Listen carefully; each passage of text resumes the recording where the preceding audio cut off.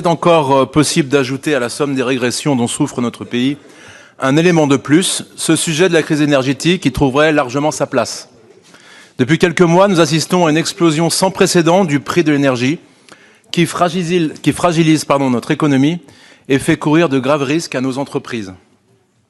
Je ne reviendrai pas sur les facteurs exogènes qui ont contribué à la hausse des prix de l'énergie cette année. Ils sont détaillés dans ce rapport. La guerre en Ukraine a dégradé une situation déjà bien connue depuis l'année dernière, due à la forte relance économique post-Covid et aux graves difficultés que traverse actuellement notre parc nucléaire.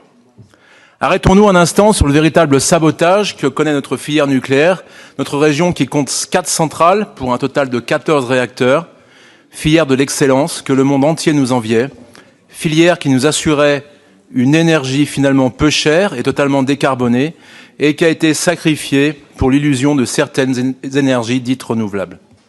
Baisser la part du nucléaire à 50% a été le souhait suicidaire des champions du gouvernement de François Hollande, Madame Belkacem, et repris par les gouvernements Macron.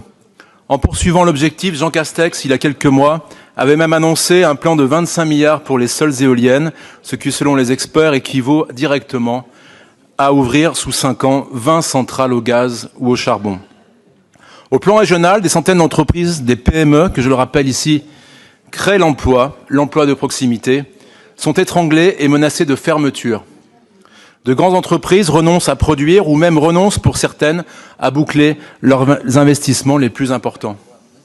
Les artisans commerçants ont par exemple vu des augmentations de 300% de leurs factures énergétiques. Les faillites des boulangers vont s'enchaîner et d'autres métiers en tension vont venir après. Mais d'ici là, en toute urgence, notre région doit assumer la faillite de l'État et agir pour soulager nos PME et nos filières industrielles. L'État aujourd'hui se comporte en véritable pompier pyromane. Souvenons-nous de Madame Borne qui se félicitait d'avoir fermé Fessenheim par fidélité au programme des socialistes qui eux-mêmes s'étaient pliés aux diktats de leurs alliés d'extrême gauche. En menant des politiques idéologiques déconnectées de la réalité, notre gouvernement